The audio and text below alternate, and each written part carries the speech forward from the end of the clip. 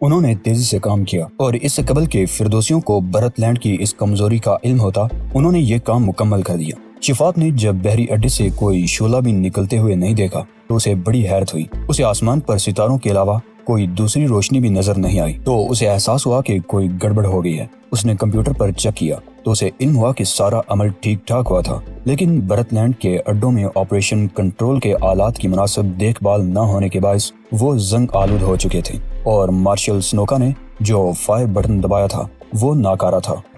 شفاعت نے بڑے عجیب انداز میں کہا، کیا ہوا؟ مہمان شب مارسیا نے اسے بغور دیکھ کر پوچھا۔ دنیا تباہ نہیں ہوگی۔ مارسیا بھی اس طرح بولی جیسے اسے شدید دکھ ہوا ہے۔ کیوں؟ تمہیں اتنا ملال کیوں ہوا؟ اس لیے کہ میں دھماکے سننا اور لاشیں دیکھنا چاہتی تھی، مارسیا نے عجیب سے لہجے میں جواب دیا۔ وہ کیوں؟ کیونکہ دنیا میں اب اکتاہٹ کے سوا کچھ بھی نہیں رہا، وہ بال جھٹک کر بولی۔ لیکن تم بھی تو مر جاتی۔ اچھا تماشا دیکھنے کی یہ بہت کم قیمت ہوتی۔ شاندار۔ مارسیا پہلی بار شفاعت کو بہت اچھی لگی۔ کیا تم دو افراد کے خوفناک قتل کا نظارہ پسند کرو گی ڈارلنگ؟ اس نے چاہت بھرے لہجے میں کہا۔ اوہ کیوں نہیں؟ مارسیا کی آنکھیں چمکنے لگی۔ گڈ۔ شفاعت اپنی چاہت کا اظہار کرنے لگا۔ روبی شاہراہ تجارت کے بینک ہیڈ آفس کے تہہ خانے میں کمپیوٹر آفس کے اندر 2 مرتبہ حیرت سے چیخ اٹھی۔ اس کی پہلی چیخ مسرت بری تھی کیونکہ وہ بینک آفس کے اندر کامیابی سے پہنچ گئے تھے، لیکن دوسری چیخ میں غصہ، حیرت اور خوف بھی شامل تھا۔ اس کی وجہ یہ تھی کہ بینک کا ریکارڈ اس کے سامنے سے غائب ہو رہا تھا۔ وہ منی مشین کے کمانڈ کا ذریعہ تلاش کرنے کی جدوجہد کرنے لگی، لیکن اس کی نظریں یہ بھی دیکھ رہی تھی کہ ریکارڈ تحلیل ہو رہا ہے، بینک کمپیوٹر کی میموری غائب ہو رہی ہے۔ یہ منظر اتنا وحشت ناک تھا کہ بینک کے 2 نائب صدور کو دل کا دورہ پڑ گیا۔ باقی افراد نے روبی کو دھکا دے کر بورڈ تک پہنچنے کی کوشش کی تاکہ ریکارڈ کا کچھ حصہ تو بچ سکے۔ تم لوگوں کے پاس ریکارڈ کا متبادل ریکارڈ تو ہوگا؟ روبی نے چیخ کر پوچھا۔ یہ متبادل ریکارڈ ہی تحلیل ہو رہا ہے، ایک آفیسر نے اپنے سر کے بال نوچتے ہوئے کہا۔ اس کی حالت غیر ہو رہی تھی۔ میرے خدا، اب ہمیں کاغذات پر ہی بھروسہ کرنا ہوگا، دوسرے افسر نے اس طرح کہا جیسے اس کے پیٹ میں شدید ترین درد ہو رہا تھا۔ وہ سب کے سب ٹائیگر اور روبی کو گورنے لگے۔ روبی اب بڑے ٹیلی ویژن مانیٹر کے سامنے بیٹھی ہوئی اسکرین کو گورے جا رہی تھی، جس پر اعداد و شمار اس طرح تیزی سے گزرتے ہوئے محو ہو رہے تھے جیسے کسی نے ویڈیو فلم کو کاسٹ فارورڈ پر لگا دیا ہو، اور پھر اچانک ہی ایسا لگا جیسے فلم رک گئی ہو۔ اسکرین پر اپنے اعداد و شمار اور ناموں کی بجائے ایک واضح پیغام نظر آ رہا تھا۔ سارا ریکارڈ صاف کر دیا گیا ہے، شب بخیر مالی۔ چند لمحے بعد اسکرین تاریک ہو گیا۔ میرا خیال ہے کہ اس میں غلطی ہماری ہی ہے۔ روبی نے ان افسروں کی طرف دیکھا جو ہانپ رہے تھے، ان کی آنکھیں نارمل سائز سے دگنی ہو گئی تھی۔ اچھا، ٹائیگر نے حیرت کا اظہار کیا اور پھر کہا، کیا ہمیں معذرت پیش کرنا چاہیے؟ تمام بینک آفیسر ایک ساتھ سگریٹ نکال کر سلگانے لگے۔ ہم تباہ ہو چکے ہیں۔ ان میں سے ایک نے سگریٹ کے پے در پے کش لے کر کہا، ہزاروں افراد ملازمت سے محروم ہو جائیں گے، ہزاروں دیوالیہ قرار پائیں گے۔ کیا ہو گیا؟ میرے خدا، تم؟ وہ ٹائیگر کو گورنے لگا۔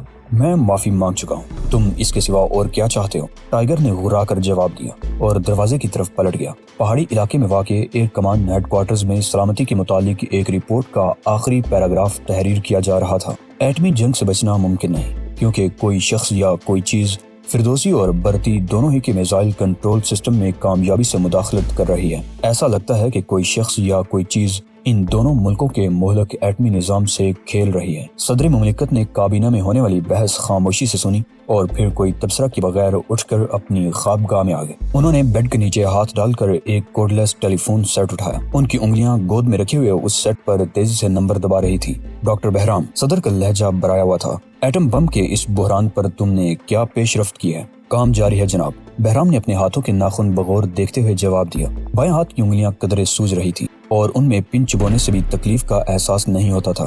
اس وقت ویسے بھی وہ بہت پریشان تھا کیونکہ چند منٹ قبل ہی اسے بشن نگر کے ایک پبلشر نے فون کر کے یہ سوال کیا تھا کہ کیا واقعی چاراگر نامی سینیٹوریم کسی خفیہ جلات کو تربیت دینے کے لیے استعمال کیا جاتا رہا ہے؟ بہرام نے خود پر بمشکل قابو پا کر ہنستے ہوئے جواب دیا تھا کہ چاراگر میں پاگل بھی آ کر رہتے ہیں اور شاید کسی پاگل ہی نے تمہیں اس قسم کی خود ساختہ اطلاع فراہم کی ہے۔ وہ لگتا تو پاگل ہی ہے، پبلشر نے کہا تھا۔ اس کا کہنا ہے کہ صدیوں سے لوگوں کو قتل کر رہا ہے اور یہ کہ گزشتہ چند برسوں سے وہ ایک فردوسی کو اسی قسم کی تربیت دیتا رہا ہے۔ کیا وہ بھی چاراگر میں زیر علاج رہا ہے جناب؟ ممکن ہے۔ کیا وہ خود کو نپولین کہتا ہے؟ نہیں، صرف ماہر جلاد اور قاتل کہتا ہے۔ ہمارے پاس ایسے 9 افراد آئے تھے جبکہ خود کو نپولین کہنے والے 14 مریضوں کا بھی علاج کیا گیا ہے۔ کیا تم اس سے میری بات کرا سکتے ہو؟ نہیں، وہ اپنی کتاب کا مسودہ چھوڑ کر جا چکا ہے۔ ویسے پورا مسودہ انتہائی سنسنی خیز ہے۔ کیا خیال ہے؟ ایسی کتاب چھاپو گے؟ فی الحال کچھ نہیں کہہ سکتا، پبلشر نے قطعی جواب دینے سے گریز کیا۔ میں مسودہ دیکھنا چاہتا ہوں دوست۔ بہرام نے پوری کوشش کی تھی کہ اس کا لہجہ معمول کے مطابق رہے۔ ویسے تمہیں یہ خبر تو ہوگی کہ آئین کی دفعہ 301 کے تحت کسی فلاحی ادارے کے بارے میں اسکینڈل کی اشاعت کی کیا سزا ہے؟ جی ہاں، پبلشر نے جواب دیا۔ اسی دفعہ 301 کے پیش نظر میں نے آپ کو فون کیا ہے۔ اسی وقت بہرام کا بایاں ہاتھ سن ہو گیا تھا۔ اسے ایک کی بجائے دو پریشانیاں لاحق تھیں۔ پہلی یہ کہ دنیا ایٹمی گرد میں کسی بھی وقت دفن ہو سکتی ہے اور تباہی روکنے کے لیے وہ ٹائیگر سے فوراً رابطہ قائم کرنا چاہتا تھا، لیکن اسے مسلسل ناکامی ہو رہی تھی۔ اور اب دوسری پریشانی یہ تھی کہ وہ اوشان سے کس طرح فی الفور رابطہ قائم کرے۔ اوشان نے پچھلے دنوں میں جب ٹائیگر ٹرفوں میں تھا ایک تنظیم بنا کر اسے بہت پریشان کیا تھا۔ تنظیم کا نعرہ تھا اناڑی جلادوں کو گرفتار کیا جائے۔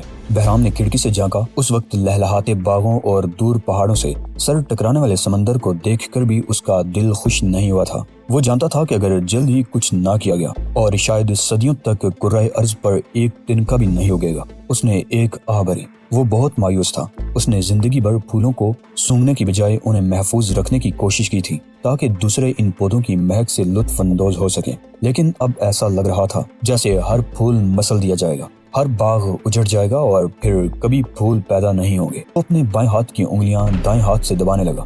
اسے ایک گولی کھانی تھی تاکہ بے حسی کی یہ کیفیت ختم ہو جائے، لیکن وہ جانتا تھا کہ اس کا جسم آہستہ آہستہ مر رہا ہے اور شاید دنیا بھی موت کی گاٹی کے دہانے پر کھڑی ہوئی ہے۔ اس نے گولی کھانے کے بعد ایک بار پھر ٹائیگر یا اوشان سے رابطے کی کوششیں شروع کر دی تھی، لیکن اسے ناکامی ہوئی۔ اس کے پاس گلستان آباد کے ایک ہوٹل کا نمبر تھا اور اس نمبر کو درجنوں بار ملانے کے باوجود دوسری طرف سے ریسیور نہیں اٹھایا گیا تھا۔ تم کہاں ہو اوشان؟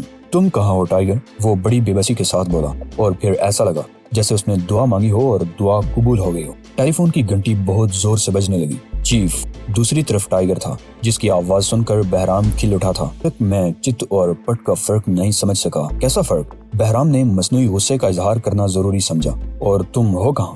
Hold it, time out, I am first, tiger نے چلا کر کہا۔ ٹھیک ہے، بولو، میں سن رہا ہوں۔ کل رات ہم میں وہ لڑکی بھی شامل ہے جس کو تم نے یہاں پہلے ہی تعینات کر رکھا ہے۔ تو کل رات ہم یہ پتہ چلانے کے قریب تھے کہ کمپیوٹر میں کون ٹانگ اڑا رہا ہے، لیکن عین وقت پر اس نے ریکارڈ مٹا ڈالا۔ اس کا آخری پیغام اسکرین پر نظر آ رہا تھا، شب بخیر مالی۔ اس کا مطلب کیا ہوا؟ مالی گلشن نگر میں ہے، ممکن ہے، لیکن اس جملے کا مطلب کیا ہوا؟ کیا تم یہ سوچ رہے ہو کہ وہ شخص مالی میں رہتا ہے؟ بہرام نے دریافت کیا۔ یہ ممکنات میں سے ہے، لیکن میں قطعی طور پر کچھ نہیں کہہ سکتا۔ یہ بتاؤ کہ یہ واقعہ کس وقت ہوا؟ بالکل صحیح وقت چاہیے، بہرام نے سنجیدگی سے ہدایت کی، کیونکہ لہجے میں ذرا بھی نرمی ٹائیگر کو اوٹ پٹانگ باتیں کرنے پر مجبور کر سکتی تھی۔ صبح کے 5:52 پر ٹائیگر نے جواب دیا۔ کیا اس سلسلے میں تم کچھ کر سکتے ہو؟ میں کوشش کروں گا۔ گڈ، ٹائیگر نے گلستان آباد کا ایک نمبر دیتے ہوئے کہا۔ شب بخیر مالی کا عقدہ حل ہونا ضروری ہے چیف۔ اس کا لہجہ گمبھیر تھا۔ ہاں، لیکن یہ بتاؤ کہ اوشان کہاں ہے؟ ممکن ہے کہ ہوٹل واپس پہنچ چکا ہو یا پھر سینٹرل پارک میں گھوم رہا ہو۔ کیوں، اس کی کیا ضرورت پڑ گئی؟ اس لیے خیر چھوڑو، لیکن نہیں، تم بھی سن لو، وہ اپنی خود نوشت سانے شائع کرا رہا ہے۔ ٹھیک ہے، چھپ گئی تو ہم بھی پڑھ لیں گے۔ ٹائیگر نے یہ کہہ کر ریسیور رکھ دیا۔ عظمت ایوان سناجو، محافظ سناجو اور بہادری کا پیکر اوشان اپنے ان القابات کو زیر لب دہراتا ہوا بنکر شپنگ ہاؤس کے دروازے پر پہنچا۔ اس نے ذہن پر زور دیا اور پھر اسے ایک اور خطاب یاد آ گیا، محافظ دانش و عدل۔ پھر وہ دفتر میں داخل ہو گیا۔ پھر اس نے مطالبہ کیا کہ اسے سینئر ایڈیٹر سے ملوایا جائے۔ اس نے اس چھوٹے سے کمرے کو نظر بھر کر بھی نہیں دیکھا تھا، جس کی کرسیوں پر بھی مسودے رکھے ہوئے تھے۔ اس کمرے میں چلنے پھرنے کی بات تو الگ رہی، بیٹھنے کی ہی جگہ نہ تھی۔ اوشان کو سینہ بسینہ منتقل ہونے والی یہ بات یاد آ گئی کہ سناجو کے پہلے ماسٹر کے زمانے میں کسی چھوٹے آفیسر کو اگر سزا ملتی تھی تو اسے کسی چھوٹے کمرے میں منتقل کر دیا جاتا تھا، اور اس سزا کو اتنا توہین آمیز سمجھا جاتا تھا کہ بعض افسروں نے کمرے میں منتقل ہونے کی بجائے خودکشی کو ترجیح دی تھی۔ مسٹر اوشان، ایک خوبصورت عورت نے مسکرا کر کہا، یہی سینئر ایڈیٹر کا آفس ہے۔ یہ اوشان نے بہت آہستہ آہستہ گردن گھما کر پہلی بار پورے کمرے کا جائزہ لیا۔ اگر یہ سینئر ایڈیٹر کا کمرہ ہے تو پھر غلام کہاں کام کرتے ہیں؟ ارے ہم غلام نہیں ہیں، عورت نے کھنکدار کہکہا لگاتے ہوئے بتایا۔ ساتھ ہی اس نے دوسرے ایڈیٹروں کو بھی بلا لیا تاکہ وہ بھی اس بوڑھے اور دلچسپ شخص کی باتوں سے لطف لے سکیں۔ ان میں سے ہر شخص کا خیال تھا کہ بوڑھا بہت ہی دلچسپ آدمی ہے۔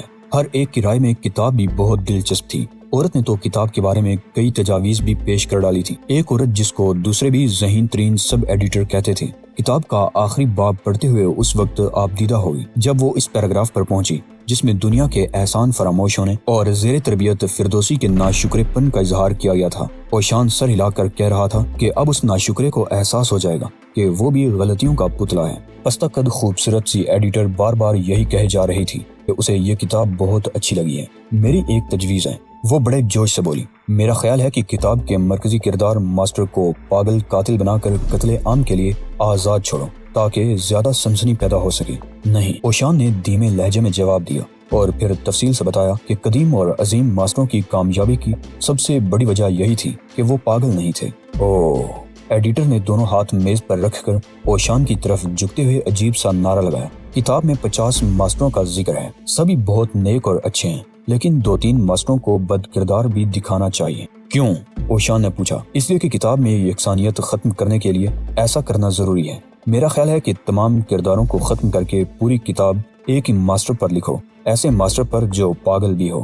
مسودے پر سرخ پنسل پھر گئی۔ ایسا ماسٹر ہونا چاہیے جس کے پیچھے فوج بھی لگی ہو، اور میرا خیال ہے کہ واقعات کا مقام بھی ایک ہی رکھو۔ برطانیہ بہتر رہے گا، اور ہاں، ماسٹر کو نازی قاتل بنا دو، لیکن برطانیہ سناجو نہیں ہے۔ ہاں، لیکن ہم کتاب میں یہی لکھیں گے کہ سناجو برطانیہ کا ایک دور دراز خاموش سا محو خواب گاؤں ہے۔ کیا تمہیں مسودے میں فردوسی نوجوان کے احسان فراموش ہونے پر بھی کوئی اعتراض ہے؟ نہیں، ہرگز نہیں، عورت نے مسکرا کر جواب دیا۔ اور ہاں، ہمارے فائنانس سیکشن کے انچارج کو بھی بعض اعتراضات ہیں۔ اس کا کہنا ہے کہ صرف ایک شخص پورے گاؤں کا پیٹ نہیں پال سکتا۔ تم فردوسی نوجوان کے ناشکرے پن والے حصے پر تو کوئی اعتراض نہیں کرو گی؟ اوشان نے پھر پوچھا۔ قطعی نہیں، وہ حصہ تو مسودے کی جان ہے۔ ٹھیک ہے، اوشان مطمئن ہو گیا۔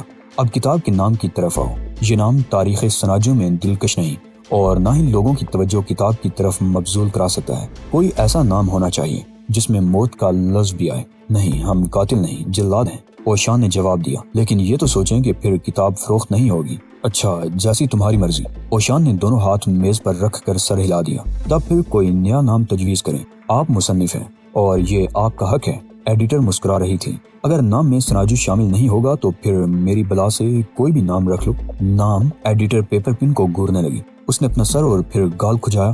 اس کے بعد وہ اچھل پڑی۔ آ گیا۔ کون آ گیا؟ اوشان گھبرا کر دروازے کی طرف دیکھنے لگا۔ اسے شک ہوا تھا کہ کہیں ٹائیگر نہ آ گیا ہو۔ نام؟ ایڈیٹر ہنس کر بولی۔ ہاں، کتاب کا نام سوئی کی آنکھ کیسا رہے گا؟ کیا اس نام کی کتاب پہلے سے موجود ہے؟ ہاں، ایک کتاب کا اس سے ملتا جلتا نام تھا، اور وہ کتاب ہاتھوں ہاتھ فروخت ہو گئی تھی۔ ہم نے اس کتاب کو ری پرنٹ کیا تھا۔ ایڈیٹر نے اوشان کو یہ نہیں بتایا کہ اس کتاب کے تمام حقوق اصل پبلشر کے نام محفوظ تھے، جبکہ اس کے ادارے نے محض نقل کی تھی۔ میں عشائیتی حکمت عملی سے بہت اچھی طرح واقف ہوں مسٹر اوشان، وہ کہتی رہی۔ یہ مسودہ بہت شاندار ہے، اور اگر اس میں چند بنیادی تبدیلیاں کر دی جائیں تو یہ کتاب سب سے زیادہ فروخت کا اعزاز حاصل کرے گی۔ لیکن تم فردوسی نوجوان کے ناشکرے پن کو تو تبدیل کرنا نہیں چاہتی؟ اوشان نے پھر تصدیق چاہی۔ ہرگز نہیں۔ اگر اس کا ناشکرہ پن کہانی سے نہ ٹکرایا تو ہم اس حصے کو ہرگز نہیں چھیڑیں گے۔ اگر؟ اوشان نے چونک کر ایڈیٹر کی طرف دیکھا۔ دیکھیں، کسی ایسی کتاب میں جس کا ماحول برطانوی ہو، اس میں کوئی مشرقی کس طرح کھپ سکتا ہے؟ کیا تمہیں برطانوی ماحول کے ناولوں کی اشاعت سے منافع ہوا ہے؟ نہیں، ایڈیٹر بولی، لیکن دوسرے اداروں کو فائدہ ضرور ہوا ہے۔ اب پھر تم برطانوی کتابیں کیوں چھاپتی ہو؟ ایسی کتابیں کیوں نہیں چھاپتی جن کا ماحول تمہارا اپنا ہو؟ اس کا مطلب یہ ہوگا کہ ہم مقبول رجحان کو ترک کر دیں۔ ایڈیٹر سر ہلا کر بولی۔ اس کی سرخ پنسل مسودے پر رکھی ہوئی تھی۔ اوشان نے اپنی استخوانی انگلی آگے بڑھائی اور مسودہ اپنی طرف کھینچ لیا۔ اس کے انداز میں بڑا وقار تھا، چہرے پر جلال نظر آ رہا تھا۔ ایوان سناجو کبھی برائے فروخت نہیں رہا عورت۔ اس کا لہجہ بھی شاہانہ تھا، ساتھ ہی اس کی انگلیاں سرخ نشانات صاف کرنے لگی۔ وہ ان جملوں کو بھی صاف کر رہا تھا جو عورت نے سرخ پنسل سے مسودے پر لکھے تھے۔ ایک منٹ مسٹر اوشان، ہم آپ کی اصل مسودے کے مطابق بھی کام کر سکتے ہیں۔ لیکن اوشان اٹھ کھڑا ہوا تھا۔ وہ جانتا تھا کہ اس نے مسودے پر اپنے موقف میں آخری حد تک لچک پیدا کر لی تھی، اتنی لچک کہ مسودہ اردو میں تھا، قدیم کوریائی میں نہیں۔ اس نے مسودے کو بڑی احتیاط سے بغل میں دبایا اور دروازے کی طرف بڑھ گیا۔ ایک لڑکی جو سینئر ایڈیٹر بننا چاہتی تھی اس کے ساتھ ساتھ تھی۔ اس نے بھی فیصلہ کر لیا تھا کہ وہ یہ ادارہ چھوڑے گی، کیونکہ اسے مسودے میں تبدیلیاں کرنے کی پالیسی اچھی نہیں لگی تھی۔ ہوٹل میں اوشان کے لیے ٹائیگر کا ایک خط موجود تھا۔ اگر دنیا سلامت رہی تو میں چند روز میں واپس آ جاؤں گا۔ اوشان نے منہ بنا کر خط جیب میں رکھ لیا اور اپنے کمرے میں پہنچ کر اپنے صندوقوں میں سے ایک صندوق کھول کر چاولوں کا بنا ہوا کاغذ، پرانا قلم اور دوات نکال لی۔ پھر وہ کمل کی آسن میں فرش پر بیٹھ گیا۔ فرق یہ تھا کہ دونوں ہاتھ گود میں نہیں تھے۔ बल्कि एक हाथ में कागज का पलिंदा था और दूसरे में कलम, जबकि रोशनाई दोनों पैरों से जरा हट कर रखी हुई थी। इस मर्तबा टीवी के लिए एक सीरियल लिखूंगा, ओशान ने सोचा। अगर टीवी किसी अहमक तरीन निंजा मास्टर पर सीरियल पेश कर सकता है तो फिर सनाजू पर तो बरसों तक सीरियल टेलीकास्ट हो सकती है। क्या प्रोड्यूसर ने मेरा नाम सुना होगा? मुमकिन है कि वो मुझे अच्छी तरह जानते हों। वो आ रहे हैं, शिफात ने स्पाट लहजे में कहा तो मार्सिया झूम उठी। वो ट्रांसपेरेंट लिबास में थी। गुड, मैं उन्हें मरता हुआ देखना चाहती हूँ। जरूर देखोगी, शिफात ने उसे यकीन दिलाया। वो वाकई उस औरत को पसंद करने लगा था और फिर पूरी दुनिया को मरता हुआ देखूंगी ना। वो बच्चों की तरह खुश हो रही थी। यकीनन, शिफात ने बड़ी मोहब्बत से जवाब दिया। दोनों के जज्बों, ख्वाहिशों और रुझानात में बड़ी मुमासलत थी और शायद शिफात को पहली मर्तबा ऐसी औरत मिली थी जो उसी की तरह अजियत पसंद और खुद अजियत पसंदी की आखिरी मंजिल पर थी। वो लोगों को कत्ल होता हुआ देखना पसंद करती थी। एक शाम जब वो दोनों उकता चुके थे तो मार्सिया ने कहा था कि वो आउटडोर गेम खेलना चाहती है। कैसा खेल? तुम भी पसंद करोगे, चलो उठो, वो मुस्कुराकर बोली थी और फिर दोनों हाथ में हाथ डाले एक मसरूफ तरीन चौक पर निकल आए थे जहां मार्सिया ने शिफात को रुकने के लिए कहा था। तुम्हें किसका इंतजार है? शिफात ने चंद मिनट के बाद दरियाफ्त किया।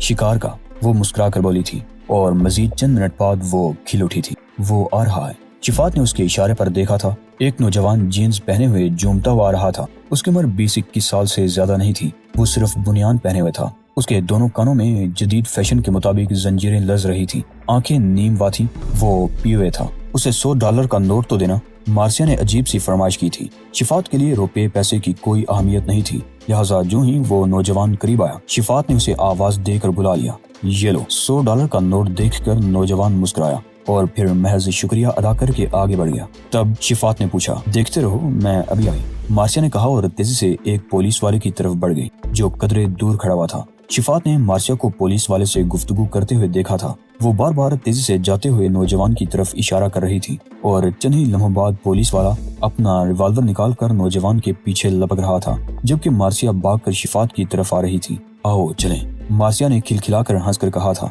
दोनों कार की तरफ बढ़ गए थे और उसी लम्हे उन्हें अकब से फायर की आवाज सुनाई दी थी। उन्होंने पलट कर देखा था। नौजवान अपने ही खून में लथपथ दूर सड़क के किनारे तड़प रहा था। तुमने क्या किया मार्सिया? शिफात खुशी से झूम कर बोला। कुछ भी नहीं। मार्सिया का चेहरा खुशी से चमक रहा था। मैंने पुलिस वाले को बताया था कि हमें इस नौजवान ने लूट लिया है। उसने हमें कत्ल करने की धमकी देकर रकम हत्या ली है। ये कहकर मार्सिया बहुत जोर से हंसी थी। उसकी हंसी में सफाकी महसूस करके शिफात को उस पर ढेरों प्यार आ गया था। मेरा ख्याल है कि नौजवान ने गिरफ्तार होने से बचने की कोशिश की होगी। मार्सिया ने ख्याल जाहिर किया। उसकी आंखें चमक रही थी और वो बार बार होंठों पर जुबान फेर रही थी। ऐसा लग रहा था जैसे वो किसी लज्जत को महसूस कर रही हो। बहुत शानदार खेल था, शिफात ने कार लाश के करीब से गुजारते हुए कहा। शुक्रिया। क्या एक गेम और नहीं हो सकता डार्लिंग? गालिबन वो अब भी मुतमईन नहीं हुई थी। नहीं, अब घर चलते हैं, कल फिर खेलेंगे। उसका नाम हातिम था और वो असलिहा फरोख्त किया करता था, लेकिन हर ऐरे गैरे को हथियार नहीं मिल सकते थे। शाहरा हशमत यार खान पर उसकी छोटी सी दुकान थी और उस शाहरा के इर्द गिर्द बहुत से छोटे छोटे मगर खूबसूरत घर बने हुए थे जिनके आगे छोटे छोटे बाग थे। ये इलाका ऐसा था जहाँ कोई भी हातिम के घर आने जाने वालों की टो में नहीं लगा रहता था। हातिम से एक मामूली पिस्तौल खरीदने का भी खास तरीकाकार था। ऐसे खरीदार को पहले हातिम की तरफ से चाय पीने की दावत मिलती थी। इस दावत में हातिम खरीदार का पस मंजर मालूम करता था और इसके बाद भी खरीदार की ऐसी इंक्वायरी होती थी जैसे खरीदार पिस्तौल खरीदने की बजाय मिलिट्री इंटेलिजेंस में मुलाजमत हासिल करने का ख्वाह हो। इस पेचीदा तरीकाकार का मकसद सिर्फ ये था कि खरीदार हातिम के बारे में चुगली ना कर सके। जब खरीदार काबिल एतमाद साबित हो जाता था तो फिर उसे दिन और वक्त बता दिया जाता था कि पाबंदी सेकंडों के हिसाब से करने की हिदायत मिलती थी। मुकर्रर वक्त पर दुकान का दरवाजा सिर्फ 15 सेकंड के लिए खुलता था। अगर खरीदार को मजीद 1 सेकंड की ताखिर हो जाती थी तो ये दरवाजा उस पर हमेशा के लिए बंद हो जाया करता था। एक बार चंद नकबजनों ने दुकान में नकब लगाने की कोशिश की थी, लेकिन उनकी लाशें एक माह बाद एक कूड़े घर में मिली थी। उन लाशों में कीड़े पड़ चुके थे। उन लाशों का तफसीली मुआयना किया गया तो फोरेंसिक एक्सपर्ट को उनकी खोपड़ियों में ऐसे सुराख नजर आए थे जैसे चींटियां बुरबुरी मिट्टी में बना देती हैं। राजा, माहिर ने अपने असिस्टेंट से कहा था, क्या ये वाकई चींटियों के घर हैं? राजा ने सर उठाकर खोपड़ियों का बगौर जायजा लिया था और फिर सर हिलाकर कहा, यकीनन कोई चींटी खोपड़ी में दाखिल होकर कई कई बार मुख्तलिफ रास्तों से बाहर निकली होगी। फोरेंसिक एक्सपर्ट को अब भी यकीन नहीं आ रहा था। क्या ऐसा नहीं हो सकता कि इन खोपड़ियों पर कुछ डालकर ये शक्लें बना दी गई हों? मुझे तो यकीन नहीं। गोलियां इस्तेमाल की जा सकती हैं। नहीं, फिर भी शीशे की तलाश तो करो। ایکسپرٹ نے کہا، اور دونوں ماہر پھر جھک گئے۔ انہوں نے پلاسٹر سوٹ پہن رکھے تھے اور ان کے چہروں پر بدبو سے بچنے کے لیے ماسک تھے۔ انہیں کھوپڑیوں میں شیشے کا ایک بھی ذرہ نہیں ملا، لیکن پلاٹینیم کی موجودگی بہرحال ثابت ہو گئی۔ پلاٹینیم کے کسی آلے سے کھوپڑیوں میں ان گنت سوراخ کیے گئے تھے۔ مقتولین کی شناخت صرف ان کے دانتوں کی وجہ سے ہو سکی تھی۔ وہ عام سے لٹیرے ثابت ہوئے، لہٰذا انہیں دفن کر دیا گیا اور پولیس نے کیس فائل کر دیا۔